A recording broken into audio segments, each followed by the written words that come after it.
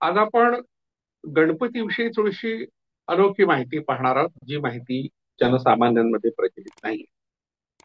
पण एक गोष्ट लोकांना माहिती आहे की गणपती हा पूर्वी विघ्नकर्ता होता आणि नंतर तो विघ्नहर्ता झाला. आता एवढं लोक सांगतात विघ्नकर्ता होता आणि विघ्नहर्ता झाला. पण हे विघ्नकर्ता पण जे गणपतीला दिलं ते कोणी दिलं आणि का दिलं त्याची कारणं मात्र फारशी चर्चेला येत नाही. विनायक हा शब्द गणपतीसाठी प्रसिद्ध आहे, वापरला जातो. आणि विशेषतः हा शब्द भारतातल्या अतिशय प्राचीन लोकशाही पद्धतीशी निगडित आहे. नायक या शब्दाचा अर्थ नेता असा होतो. विनायक म्हणजे विशिष्ट प्रकारचा नेता, जो नेता लोकशाही प्रस्थापित करण्याचा प्रयत्न करीत आहे. आणि तो गणसंस्थेचा पुरस्कर्ता आहे की गणनायक आहे, गणांचा प्रमुख आहे. गण हा शब्द प्राचीन काळामध्ये अशा लोकांसाठी वापरला जात होता जे लोकशाही पद्धतीने वागत होते. त्यांच्यामध्ये अत्यंतिक लोकशाही होती असं अभ्यासकांचं मत आहे. देवीप्रसाद चट्टोपाध्याय यांचा लोकायत नावाचा जो ग्रंथ आहे त्या ग्रंथाने पहिल्यांदा ही माहिती लोकांपुढे आणली की अशा तऱ्हेने गणपती हा निव्वळ शिवपार्वतीचा पुत्र किंवा एक धार्मिक दैवत म्हणूनच नाही, तर गणपती ही संज्ञा अशा लोकांसाठी वापरत होती जे लोक लोकशाही व्यवस्थेवर विश्वास ठेवत होते. त्यांच्यामध्ये एकोप्याने निर्णय घेतले जात असत. स्त्री पुरुष असा भेद सुद्धा मानला जात नव्हता. भेद या अर्थाने उच्च नीच भाव असा नव्हता. गरीब श्रीमंती अशाही प्रकारची भावना नव्हती. सर्वांना समान लेखणं हे गणसंस्थेचं वैशिष्ट्य होतं. अशा गणसंस्थेचा जो प्रमुख होता त्याला गणपती म्हणत असत. आणि गणनायक हा एक शब्द त्याच्याकरता वापरला जात होता. आणि तो विशेष प्रकारचा नायक असल्यामुळे त्याच्याकरता विनायक हा शब्द वापरला गेला. पण भारतात आर्य आल्यानंतर त्यांनी पाहिलं की अशा तऱ्हेची ही जी रचना आहे ती आपल्या सोयीची नाहीये. म्हणून त्यांनी ह्या गणपतीच्या विरोधात जे काही वातावरण तयार केलं, जी मोहीम तयार केली, जी मोहीम राबवली, त्या मोहिमेची माहिती आपण या भागात पाहणार आहोत. त्यामुळे ही थोडीशी अनोखी वाटू शकते, वेगळी वाटू शकते आणि अनेकांना त्यामुळे धक्का बसण्याची शक्यता आहे. ऋग्वेदातला जो एक अतिशय प्रसिद्ध मंत्र आहे गणानाम त्वाम गणपती भवामहे, हा ऋग्वेदाच्या दुसऱ्या मंडळातला पहिला मंत्र आहे. आणि या मंत्राचा जो कर्ता आहे तो गृत्समत. गृत्समत या शब्दाचा अर्थ होतो ज्याच्या गंडस्थळातून मदस्राव होतो. हत्ती हा असा एक प्राणी आहे की जो मदोन्मत्त झाला, कोणत्या अर्थाने की ज्याला त्याच्या मादेशी रमाबाण व्हायचा आहे, अशा काळामध्ये तो त्याच्या गंडस्थळातून विशिष्ट प्रकारचा स्राव पाजरत असे. त्या स्रावासाठी मध हा शब्द आहे. गृत्स हा जो शब्द बरेचदा अशा समूहासाठी वापरला जातो ज्या ज्या समूहामध्ये लोकशाही व्यवस्था होती. गृत्स, व्रात, मृग, श्रेणी हे शब्द प्राचीन ग्रंथामध्ये आपल्याला आढळतात आणि या सगळ्या शब्दांमध्ये प्राचीन लोकशाही परंपरेचा आढळ आपल्याला दिसून पडतो. डॉक्टर अशोक राणा लिखित आणि जगद्गुरू तुकोबाराय साहित्य परिषद यांच्याकडून प्रकाशित गंगा गणेश कृत्समत आणि लोकायत प्रकाशनाकडून प्रकाशित चिंतामणीचे कळंब ही 2 पुस्तके मागवण्यासाठी त्वरित संपर्क करा. संपर्क 9689940507. गृत्स, व्रात, मृग, श्रेणी हे शब्द प्राचीन ग्रंथामध्ये आपल्याला आढळतात आणि या सगळ्या शब्दांमध्ये प्राचीन लोकशाही परंपरेचा आढळ आपल्याला दिसून पडतो. पण ज्यांना ही व्यवस्था मान्य नव्हती, ज्यामध्ये स्त्री पुरुष भेदभाव मानला जात नव्हता, ही व्यवस्थाच मान्य नव्हती, ज्यामध्ये लोकशाही होती, सर्व लोक एकत्र बसून निर्णय घेत असत आणि कुणावरही अन्याय होऊ नये याची काळजी घेत असत, ही व्यवस्था ज्यांना मान्य नव्हती अशा लोकांनी या विनायकाच्या विरोधात एक मोहीम चालवली. त्या मोहिमेचा परिचय आपण करून घेतो. ऋग्वेदातला हा जो मंत्र आहे तो असा आहे: गणानाम त्वाम गणपतीम हवामहे कविम कवीना उपश्रवस्तम ज्येष्ठ राजम ब्रह्मणाम ब्रह्मणस्पत आनह शृण्वन्तीभिः सीद साधनम. अर्थात ही भाषा जुनी आहे. काही लोक तिला वैदिक संस्कृत म्हणतात आणि काही लोकांचं म्हणणं आहे ती छांदस भाषा आहे. छंदोबद्ध असल्यामुळे तिला छांदस हा शब्द वापरण्यात आला. या ऋषेचा अर्थ, या मंत्राचा अर्थ आहे, हे ब्राह्मणस्पते, तू गणांचा अधिपती आहेस कवींचा कवी आहेस, तुझ्याजवळ विपुल अन्न आहे, तू ज्येष्ठ आहेस, यज्ञस्थळी येऊन आसनस्थ हो, असे आम्ही तुला आवाहन करतो. म्हणजे गणपतीला अशा तऱ्हेने यज्ञस्थळी येण्याची विनंती या रुचीमध्ये केली आहे. आता इथे जे ब्रह्मणस्पती शब्द वापरला तो गणांचा अधिपती होता, म्हणजे अर्थातच त्याला गणपती असं संबोधलं आहे. या रुचीचा आधार घेऊन अनेकांनी गणपती ही देवता ऋग्वेदकालीही पूजनीय होती असा अर्थ काढला आणि तसं सिद्ध करण्याचा प्रयत्न केला आहे. विशेष म्हणजे दुसऱ्या मंडलापासून ऋग्वेदाचा प्रारंभ मानला जातो. अशा ऋग्वेदाच्या आरंभीच्या ऋचांमध्ये गणपतीचे आवाहन केले आहे. त्यामुळे गणपतीच्या प्राचीनत्वाला अधिकच दुजोरा मिळाला आहे असं प्रथम दर्शनी वाटतं. पण इथे गणपती म्हणून ज्या देवतेला संबोधले आहे ती देवता आहे ब्रह्मणस्पती. ब्रह्मणस्पती हे बृहस्पतीचेच एक नाव आहे. बृहस्पती गणसंस्थेचा पुरस्कार व प्रख्यात लोकायत दर्शनाचा करता होता, म्हणून चारवा अर्थात लोकायत दर्शनाला बार्हस्पत्य मत असंही म्हणतात. लोकायत म्हणजे लोकांच्या हितांचा विचार प्रामुख्याने करणारा समूह, आणि त्या समूहाचा जो नेता आहे हे समूह जे निर्णय घेत असतात ते परस्पर सामंजस्याने घेत असतात, म्हणजे एकमेकांना विचार एकोप्याने राहतो, त्यांच्यात भांडणं कटकटी होत नव्हत्या. अशा समूहांना गण ही संज्ञा होती. गणसंस्था ही अतिलोकशाहीवादी व्यवस्था होती असं जगातील बहुतेक समाजशास्त्रज्ञांनी मान्य केलं आहे, आणि जगभरात ती व्यवस्था होती. लोकायत या संशोधनकर्ताचे ग्रंथाचे कर्ते जे आहे देवीप्रसाद चट्टोपाध्याय यांनी सर्व दर्शन संग्रह या माधवाचार्याच्या ग्रंथाच्या आधारे हे सिद्ध केलंय.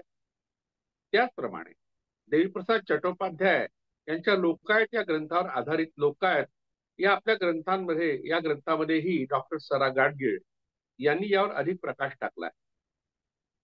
गणपती देवता या शीर्षकाचा एक लेख लोकनायक बापूजी अणे यांनी लिहिला होता, आणि त्यात त्यांनी या गणसंस्थेवर विस्तृतपणे प्रकाश टाकला होता.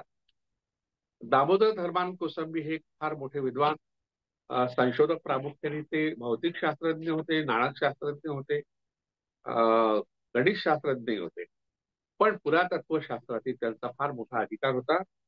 त्यांनी सुद्धा प्राचीन भारतीय संस्कृती संवर्धन ऐतिहासिक रूपरेषा या ग्रंथामध्ये गणसंस्थेला प्राथमिक साम्यवादी समाज म्हणून संबोधलाय.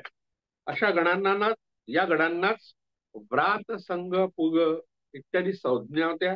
वैदिकांचे यज्ञयागाची कर्मकांड नाकारून व्रत करणारे ते व्रात्य व त्यांचा समुदाय म्हणजे व्रात होय असं काही अभ्यासकांचं मत आहे. परंतु व्रात्य हा शब्द कष्ट करणारे या अर्थाचा आहे हे मनुस्मृतीतील उल्लेखावून दिसतं.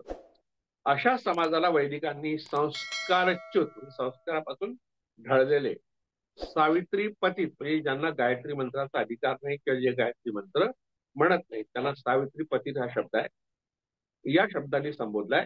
वैदिक आर्यांमधील संस्कारहीनांनाही व्रात्य म्हणून प्राचीन काळी हिणवलं जायचं. त्यांना स्वीकारायचं असेल तर व्रात्यस्तोम या विधीने व्रात्यांना आर्य संघात प्रवेश दिला जाईल. अशा रीतीने आर्य संघात प्रवेश घेणारा गृत्समत हा पहिला अनार्य विद्वान. हा गृत्समत ऋग्वेदाच्या दुसऱ्या मंडलाचा कर्ता आहे. अशा रीतीने ऋग्वेदाचा पहिला रचयिता गृत्समत गणसंस्थेचा पुरस्कर्ता असल्यामुळे त्याने आपल्या जमातीच्या प्रमुखाला म्हणजेच गणाच्या अधिपतीला अभिवादन करण्याच्या उद्देशाने गणपती हा शब्द वापरला असा या शब्दाचा खरा इतिहास. इसवी सनाच्या पूर्वी तयार झालेल्या मानवगृह्य सूत्र, याज्ञवल्क्य स्मृती व याच दरम्यान रचलेल्या बोधायन गृह्यसूत्रातील विनायक कल्प या प्रकरणात तर त्याला विघ्न या संबोधनानेच आवाहन केले.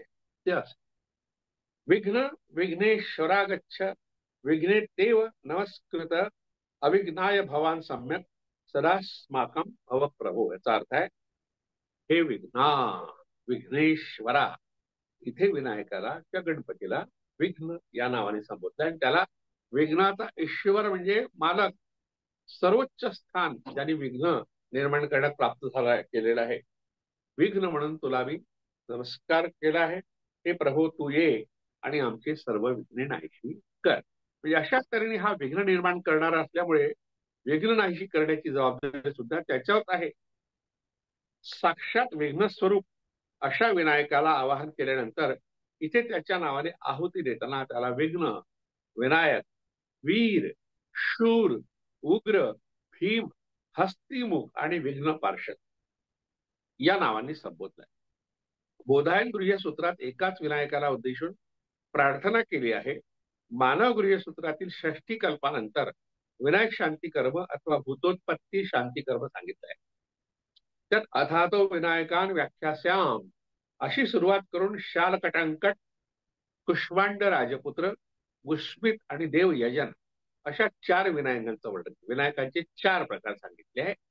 या विनायकांनी झपाटलेला माणूस ढेकळं फोडतो, गवताच्या काड्या तोडतो, अंगावर रेघा ओढतो, झोपल्यावर स्वप्नात पाणी पाहतो, मुंडन केलेल्या म्हणजे भिक्खूला पाहतो, जटाधाऱ्यांना पाहतो, भगव वस्त्र धारण करणाऱ्यांना पाहतो, आकाशात उड्डाण करतो, मार्गातून चालताना त्याला असं वाटतं की आपल्या मागून कोणतरी येत आहे. विनायकांनी झपाटलेले राजपुत्र शुभलक्षणांनी युक्त असूनही राज्य प्राप्त करू शकत नाहीत. आचारवान स्त्रियांचीही अपत्ये मरतात, अध्ययनात अडचणी येतात, व्यापाऱ्यांचा व्यापार मार्ग बंद होतो, नष्ट होतो, शेतकऱ्यांची शेत चांगली पिके देत नाहीत. अशा तऱ्हेची माहिती या विनायकाची बाधा झाल्यानंतर जी अवस्था होते ज्या ज्या लोकांची त्यांच्याबद्दलची माहिती ही मानव गृह्य सूत्रामध्ये दिली आहे. गृह्यसूत्र जी असतात ती गृहस्थी लोकांनी कसं आचरण करावं, विशेषतः आर्यांच्या समाजामध्ये, वैदिकांच्या समाजामध्ये अशा प्रकारचे काही नियम वेगवेगळ्या लोकांसाठी होते. त्यात गृहस्थासाठी जे काही नियम त्यांनी तयार केले होते म्हणजे कायदे होते मनुस्मृतीसारखे, त्याला गृह्यसूत्र म्हणतात.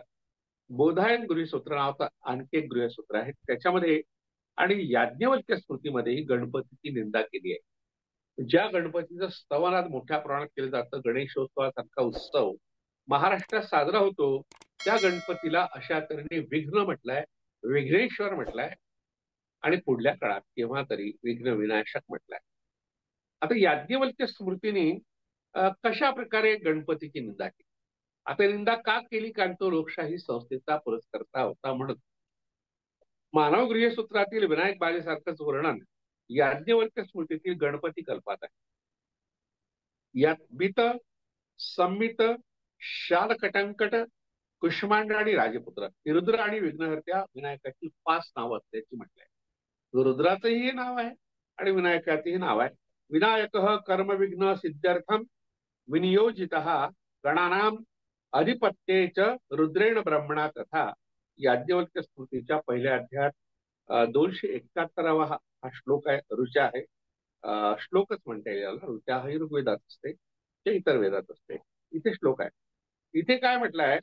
रुद्र आणि ब्रह्मा यांनी विनायकाला कर्मविघ्नासाठी नियुक्त करून त्याला गणांचं अधिपत्य दिलं. त्याने पछाडलेली माणसं जी आहेत त्यांची लक्षणं जाणून घे.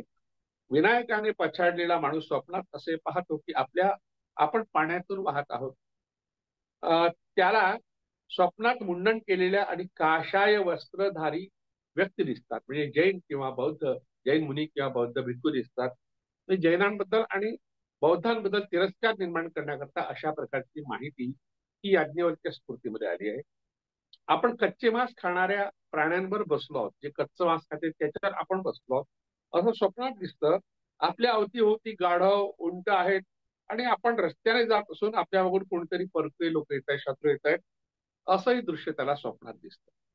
विनायकाच्या पीडेमुळे कुमारिकेला पती मिळत नाही, स्त्रीला मुलं होत नाही, शिरोत्रियाला आचार्यत्व आणि शिष्याला अध्ययन लाभत नाही, तसेच व्यापाराला लाभ आणि शेतकऱ्याला पीक मिळत नाही. ही सर्व वर्णनं जवळजवळ दोन्ही स्मृतींमध्ये सारखीच आहे. म्हणजे या स्मृती ज्या ज्या लोकांनी तयार केल्या त्यांची मतं विनायकाबद्दल सारखीच होती, फार वेगळी नव्हती. अशीच वर्णन भागवत पुराण आणि नाट्यशास्त्रामध्ये आढळतात. आता भागवत पुराण आणि नाट्यशास्त्रात काय म्हटलंय विनायकाला? स्मृतिकारांपाठोपाठ पुराणकारांनी व भरतमुनींनीही गणपती निंदेत सहभाग घेतलाय. गणेशाला प्रणवरूप ओंकार ही संज्ञा, परब्रह्मरूप मंगलमूर्ती ही विशेषणे व मंगल कार्यामध्ये अग्रपूजेचा मान मिळाल्यानंतरही, म्हणजे त्यानंतर ही जी आधीच्या स्मृती आपण पाहिल्या साधारणतः 2,25,000 वर्षापूर्वीच्या आहेत, पण 1,000 वर्षापूर्वी भागवत पुराण निर्माण झालं. ते भागवत पुराण निर्माण झालं तेव्हा गणपतीच्या पूजेची परंपरा बरीचशी प्रस्थापित झाली होती. अशा काळामध्ये भागवत पुराण हा जो धार्मिक ग्रंथ आहे त्याने गणपतीला हिणवणं काही सोडलं नाही. त्यात दाकिन्यो या तुधानस्य कुष्मांडा एर्भकग्रहा भूतप्रेत पिशाशाश्च यक्ष रक्षो विनायक, म्हणजे विनायक नावाच्या ह्या दैवताला त्यांनी भूत प्रेत आणि इतर जे यक्ष आणि राक्षस यांच्या श्रेणीत, दाकिन यांच्या श्रेणीत टाकला आहे. भागवत पुराणातल्या 10व्या खंडामध्ये जो 6वा श्लोक आहे, 6वं सूक्त आहे, त्या 6वं सूक्त म्हणते की 6वा भाग जो आहे त्यामधला हा श्लोक आहे. यात विनायकाची गणना डाकिनी, यातुधान, कुष्मांड, बालग्रह, भूतप्रेत, पिशाच्च आणि यक्ष राक्षस यांच्यात केली आहे. योगसूत्रावरील टीकेत वाचस्पती मिश्रांनी कुष्मांड, वेताळ, मारीच व ब्रह्मराक्षस यांच्याबरोबर विनायकांना बसवलाय. तर हरिवंशकाराने राक्षसाश्च पिशाचाश्च भूतानीच विनायक, हा हरिवंश हा एक पुराणाचाच भाग आहे, भागवत पुराणाचा भाग आहे. त्याच्यामध्ये सुद्धा गणपतीला राक्षसांच्या, भूतांच्या, प्रेतांच्या श्रेणीत टाकलेलं आहे. त्याची जे सहकार्य आहे भूत प्रेत आहे असं म्हटलंय. विद्यारण्यांच्या पंचदशी, पंचदशी हा तत्वज्ञानाचा ग्रंथ आहे, विद्यारण्य स्वामींचा हा ग्रंथ आहे. त्यात वेताल आणि मैराल या दैवताबरोबर विघ्नाचा उल्लेख केलाय. हे विघ्न म्हणजेच विनायक. भरताने आपल्या नाट्यशास्त्रात म्हटलं आहे की यावत तम पूर एक देशम धनिर्नाट्य समाशय तम स्थास्यन्ति ही रक्षांसी तम देशम न विनायक, हा 36व्या अध्यायामध्ये नाट्यशास्त्राच्या हा श्लोक आलाय. त्यात असं म्हटलंय की नाट्यारंभीच्या नांदीच्या ध्वनीने भारलेल्या प्रदेशात राक्षस आणि विनायक राहत नाहीत. यावरून विघ्नकर्त्या विनायकाला हाकलून लावण्याकरता नांदी म्हटली जात असे, असं यातून दिसतं. म्हणजे नांदी हा शब्द नंदीपासून आलाय. म्हणजे शिवाच्या प्रार्थनेच्या आधी, उपासनेच्या आधी नंदीची उपासना करायची म्हणून नांदी हा शब्द नाटकात आला. पण त्या शिवाच्याच पुत्राबद्दल अतिशय विरोधात माहिती या ठिकाणी दिलेली आहे. आता जैन ग्रंथकार आणि मनुस्मृतिकार सुद्धा या बाबतीत काही मागे नाही. हरिभद्र नावाचा एक जैन ग्रंथकार आहे, त्याचा मृत्यू इसवी सन 529 मध्ये झाला, म्हणजे 1500 वर्षापूर्वी त्याचा मृत्यू झाला. 1500 वर्षापूर्वी होऊन गेलेल्या या जैन ग्रंथकाराने पंचवस्तुकृती या ग्रंथाच्या सुरुवातीस विघ्न विनायकोपशांतीसाठी जिनाला म्हणजे तीर्थंकराला नमन केलाय. या नमनातील आपला हेतू स्पष्ट करताना तो म्हणतो, श्रेयांसी बहुविघ्नानी भवंती महतामपि अश्रेयसी प्रवृत्ताना क्वापि यांती विनायका. सत्कर्माचरणात महात्म्यांनाही विघ्न येतात, परंतु दुष्कर्माचरणात प्रवृत्त झालेल्यांकडे विनायक कुणीच फिरकत नाही. मनुस्मृतिकार सुद्धा गणपतीची निंदा करताना म्हणतात, श्व क्रीडी शेणजीवीच कन्या दूषक एवच हिंस्त्र वृषवृत्तीश्च गणानाम चैव याजका. गणाचे जे याजक आहेत, समर्थक आहेत, ते अशा तऱ्हेने हिंस्त्र लोक आहेत. मनुस्मृतीच्या 3ऱ्या अध्यायाच्या 164व्या श्लोकाची माहिती दिली आहे. या श्लोकामध्ये गणयाग करणे निषिद्ध मानून पुढे म्हटले आहे की गणपती हा शूद्रांचा देव आहे. मनु हा शूद्रांचा द्वेष्टा असल्यामुळे शूद्रांच्या दैवताची म्हणजेच गणपतीची त्याने निंदा केली आहे. निंदा नालस्ती करून गणपतीची आपण काही वाकडं करू शकत नाही आणि जनमानसावर गणपतीची पक्की पकड आहे हे ध्यानात येतात त्याची पूजा करून शांती करावी असं या ग्रंथकाराने सुचवलं. मित्रांनो, नवे पुस्तक लोकायत प्रकाशनाने प्रकाशित केलेले डॉक्टर अशोक राणा लिखित मिथक साहित्य व संस्कृती आजच मागवा. संपर्क 8484 97 98 99. आता विनायक या दैवताची जी गणना आहे ती भूत प्रेतामध्ये केल्यामुळे ज्याप्रमाणे भूत प्रेतांची बाधा होते तशीच विनायकाची सुद्धा बाधा होते असं हे स्मृतिकार म्हणतात. आता ही बाधा दूर करण्याकरता मानवगृह सूत्रात त्याच्यासाठी बळी देण्याचा विधी सांगितलाय. या बळीच्या वेळीच द्विमू, शेण, बक, यक्ष, कलह, भीरू, विनायक, कुष्मांड राजपुत्र, यज्ञ विक्षेपी म्हणजे यज्ञाचा विरोध करणारा, कुलगामपरी, युपकेशी, हैमवत, जंबक, विरूपाक्ष, लोहिताक्ष, वैश्रवण, महासेन, महादेव, महाराज या देवांना आवाहन करायला सांगितलं. ज्याला विनायकाची बाधा झाली, ती बाधा दूर करण्याकरता ही जी यादी आपण दिली आहे दैवतांची, ही नावं बहुतेक आपल्याला माहित नाही. यातलं फक्त महादेव आणि कदाचित विरूपाक्ष आपल्याला माहित असेल, लोहिताक्ष माहित असेल. तर अशा देवतांची प्रार्थना करायची, उपासना करायची म्हणताय. या देवांना आवाहन करून प्रार्थना केल्यानंतर अर्धरात्री देवीची प्रार्थना करायची, म्हणजे मध्यरात्री देवीची. कारण देवीची जी काही कर्मकांड किंवा जे काही व्रत होत असत, उपासनेच्या ज्या पद्धती होत्या त्या रात्री मध्यरात्रीच्या दरम्यानच्या त्यानंतर होत असत, म्हणून मध्यरात्री देवीची ही प्रार्थना करायची. विनायकाला भूत पिशाच्यासारखे हिणावताना विशेषेण नयंती प्रापयंत्य निष्ठा समिती विनायका भूत विशेषा अशा शब्दात गणपतीला संबोधलं आहे, म्हणजे त्याला भूत विशेषामध्ये टाकून दिलं. या शब्दांचा अर्थ असा होतो की जे विशेष करून अनिष्ठाकडे नेतात असे हे भूतांसारखे विनायक आहेत. विघ्न विनायकाची पूजा करताना ही केवळ आपली पीडा टळावी म्हणून नव्हे, तर आपल्या शत्रूंना पीडा व्हावी म्हणूनही निर्विघ्नं कुरुमे देव सर्व कार्येषु सर्वदा अशी अपेक्षा केली आहे. मनात इच्छा नसताना अप्रिय व्यक्तींना वंदन करण्याची प्रथा अशा अर्थीने पडली. आता या सगळ्या गोष्टीचा अर्थ काय? मंगलमूर्ती गणेशाला निंद्य आणि विघ्नकर्ता ठरवल्यानंतर तो पूज्य कसा झाला? म्हणजे आपण म्हणतो ना की विघ्नकर्ता विघ्नहर्ता कसा झाला, त्या प्रश्नाचं उत्तर या ठिकाणी. विनायकाला झपाटणे म्हणजे काय? विनायक शांतीमधून कोणकोणत्या गोष्टी सूचित होतात?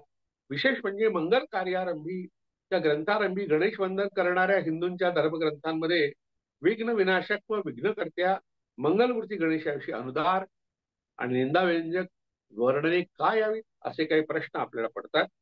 असे प्रश्न या सर्व मजकुरावर निर्माण होऊ शकतात. या सर्व प्रश्नांची उत्तरे सविस्तरपणे द्यायची झाल्यास एका शोध प्रबंधाची निर्मिती होऊ शकते. पण अधिक तपशिलात न जाता थोडक्यात या साऱ्या प्रश्नांचा परामर्श आपण घेऊ. गणपती म्हणजे लोकांचा प्रमुख. प्राचीन काळी भारतात गणसंस्था होती. लोक टोळ्या टोळ्यांनी राहत असत. या टोळ्यांमध्ये घेतलेले निर्णय सर्वमताने घेतले जात. गुण्या गोविंदाने नांदणाऱ्या अशा टोळ्यांमध्ये लोकशाही व्यवस्था होती. प्रत्येक टोळीचे स्वतंत्र चिन्ह असे. टोळ्यांचा नायक आपल्या कुलचिन्हाचा मुखवटा धारण करून समाजात वावरत असे. विशिष्ट प्रसंगी सारेच कुलचिन्ह चेहऱ्यावर लावित असत. गणांचा प्रमुख म्हणजेच गणपती फक्त हत्तीचाच नव्हे, तर आपापल्या गणचिन्हानुसार वाघ, सिंह, कोल्हा, कुत्रा, वानर इत्यादी पशूंचा मुखवटा लावी. गणव्यवस्था ही आर्यांच्या राजेशाही व्यवस्थेला मारक होती, म्हणून ते या व्यवस्थेला सतत विरोध करीत असत. आर्य ब्राह्मणांना राजेशाहीचा पुरस्कार करणं सोयीचं होतं, पण तिचे गोडवे गाणे आणि गणांची निंदा करणे त्यांना आवश्यक होते. पण ही गणांची निंदा स्मृतिकारांनीच प्रामुख्याने केली आहे. या उलट वेदांमध्ये गण व गणपतीविषयी प्रशंसा आढळते. ही प्रशंसा कोणी केली? जे गणजीवी अनार्य सुप्त द्रष्टे ऋषी होते त्यांनी केली आहे. स्मृतिकार ब्राह्मण होते. तसेच ब्राह्मण ग्रंथाचेही करते ब्राह्मण. त्यांना गणसंस्था संपावी व तिची प्रतिष्ठा कमी व्हावी असं वाटलं असावं. या भूमिकेतून त्यांनी गण व गणपतींना हीन ठरवलाय. पण इसवी सन पूर्व 5व ते 9व शतक हे गणपतीची प्रतिष्ठा वाढवणारं ठरलं. या काळात हत्ती ज्यांचं कुलचिन्ह आहे असा एखादा प्रभावी गण सत्तारूढ झाला असावा. त्याच्या प्रभावाची दखल पुराणकारांना घ्यावी लागली. पुराणकार सूत, मागध, बंदी, चारण, कुशिलव इत्यादी शूद्र जातीचे लोक जे होते त्यांनी पुराण निर्माण केली. म्हणून त्यांनी आपल्या नेत्याची म्हणजे गणपतीची मोठ्या प्रमाणात स्तुती केली. त्यातूनच गणपती अथर्वशीर्ष, गणेश पुराण, मुद्गल पुराण इत्यादी ग्रंथांची निर्मिती झाली. अशा रीतीने स्मृतिकारांनी निंद ठरवलेला गणपती पुन्हा पूज्य ठरवला गेला. हा विनायक म्हणजेच गणपती कसा आहे ते पाहू. त्यानं झपाटणं म्हणजे गणसंस्थेचा पुरस्कार करणं. एखाद्या विचाराने माणूस झपाटला, आपण असा शब्द वापरतो, याचा अर्थ त्यांनी तो स्वीकारला आणि तो मोठ्या आवाजाची अगदी ताकदीने त्याचा पुरस्कार करतो, म्हणून त्याला झपाटणं म्हटलंय. लोकशाही व्यवस्थेचा पुरस्कार करणाऱ्या विषयी समाजात द्वेष निर्माण व्हावा या हेतूने विनायक बाधा हा प्रकार स्मृतिकारांनी निर्माण केला. एखाद्याला अदृश्य शक्तीने झपाटणे यालाच भानामती म्हणतात. भानामती ही दुष्ट शक्ती मानली जाते. तसेच विनायकाला दुष्ट ग्रह म्हटलाय. वास्तविक अशी कोणतीही शक्ती नसून मानसिक विकृतीने ग्रस्त अशी व्यक्ती स्वतः हे प्रकार करीत असते. बरेचदाही जाणीव नसताना, म्हणजे सुप्त मनाच्या अवस्थेत तर कधी जाणीवपूर्वक सूड भावनेने पेटलेली व्यक्ती असे प्रकार करत असते. आपल्या अपयशाचे खापर इतरावर फोडण्याच्या प्रवृत्तीतून हे प्रकार घडत असतात. विनायक बाधेचे जे प्रकार स्मृतिकारांनी वर्णन केलेले आहेत त्यात आत्मविश्वास गमावलेल्या प्रवृत्तीची ती परिणती आहे असं दिसून येतं. आर्यांच्या विरुद्ध ज्या अनार्य म्हणजे भारतातील मूळ रहिवासी ज्या ज्या जमाती होत्या त्यात प्रामुख्याने भूत, पिशाच, पितर, यक्ष, राक्षस आणि असुर यांचा समावेश होतो. आजही मानसिक विकृतीने पछाडलेल्या व्यक्तीला भूत लागणे, भानामतीने पछाडले असे म्हणतात. यात आपण अनार्यांविषयी आपल्या मनात सुप्त असलेली जी भीती आणि तिरस्काराची भावना आहे ही दडून राहिली आहे हे स्पष्ट होतं. सामूहिक अबोध हा अशा तऱ्हेने अशा धारणा जोपासत असतो असं कार्ल युंग या मानसशास्त्रज्ञांनी म्हटलंय. जर गणपतीचे समर्थक सत्तारूढ झाले नसते व त्यांनी ग्रंथ निर्मिती केली नसती तर कदाचित भूत पिशाच्यांप्रमाणे अनेकांना गणपतीची बाधा झाली असती. अर्थात गणपती पूजा निषिद्ध ठरली असती, मग गणेशोत्सव साजरा करणं तर दूरच राहिलं. आता विनायक शांती नावाचा जो प्रकार या स्मृती ग्रंथामध्ये आहे त्यात काय म्हटलंय, त्यात हवन करायला सांगितलंय. जे हविष्यान्न इष्टदेवतेला दिलं जातं त्यातला बराच भाग ब्राह्मण पुरोहित आपल्या घरी घेऊन जातो. कष्ट न करता आपल्या पिढ्या पिढ्यांची पोटं भरावीत म्हणून यज्ञासारखे विधी ब्राह्मणांनी निर्माण केले. त्याला विरोध झाल्यावर सत्यनारायण सारख्या रोजगार हमी योजना सुरू केल्या.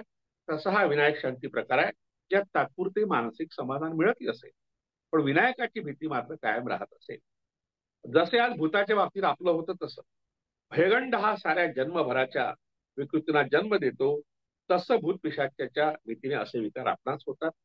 तात्पर्य आपल्या विरोधकांची पुरेपूर बदनामी व्हावी व जनसामान्यातील त्यांचे स्थान डळमळीत व्हावे या उद्देशाने बौद्ध भिक्खू, जटाधारी भगवे, वेशधारी संन्यासी यांचाही उल्लेख विनायक बाधेनंतर पडणाऱ्या स्वप्नांमध्ये आला आहे.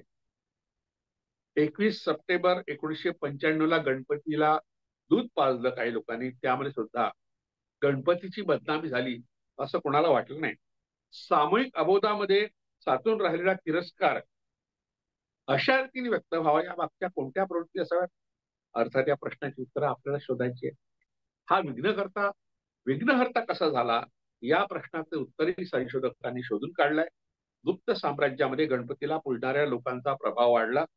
पूर्वी गणपती केवळ हत्तीच्या मुखाचा नसे, कोल्हा, लांडगा, कुत्रा, कावळा, गिधाड इत्यादी मुखांचेही गणपती होते.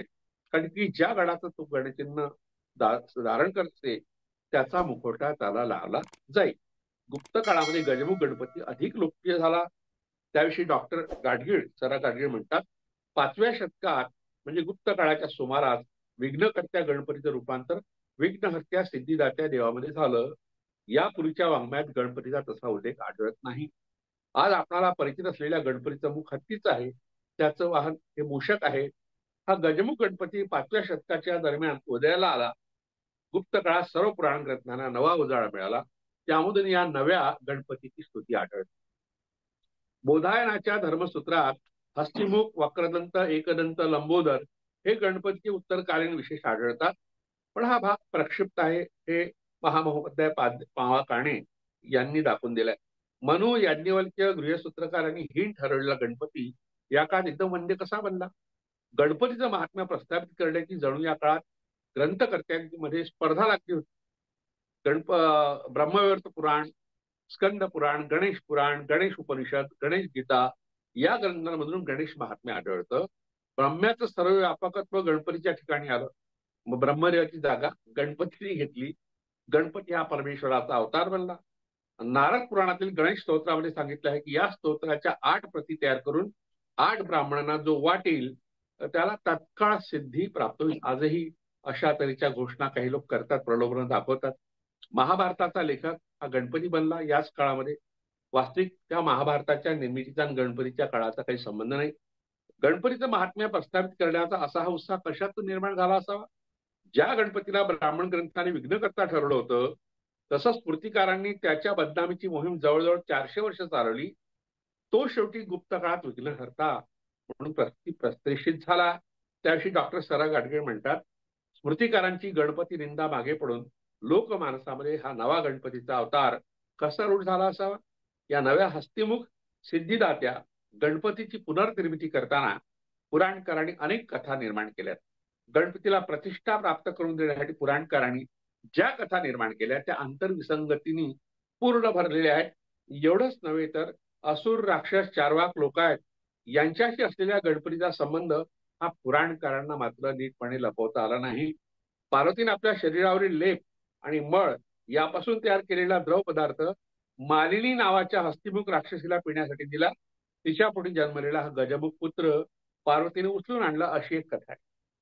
सिंदूर नावाच्या राक्षसाने गणपतीच्या मातेच्या गर्भात प्रवेश करून गर्भाचं मस्तकच खाऊन टाकलं. शेवटी जन्माला आल्यानंतर त्याने गजासुराचा वध केला आणि त्याचं मस्तक धारण केलं. या सर्व कथांमधून गणपतीचं अलौकिकत्व सिद्ध करण्याचा प्रयत्न आढळून येतो. पण पुराणकारांच्या सर्व धडपडीनंतरही गणपतीचा असुरांशी, राक्षसांशी असलेला संबंध लपवता आला नाही. लोकायतांचं वर्णन असुर, राक्षस या शब्दांनी करण्याची पद्धती रूढ असल्याचं आपण पाहिलं, असं डॉक्टर स.रा. गाडगीळ म्हणतात. गणपती हे स्थानिक आर्यपूर्वांचं दैवत मानलं गेल्यामुळे ब्राह्मण स्मृतिकारांनी या दैवताची सर्वत्र निंदा केली आहे.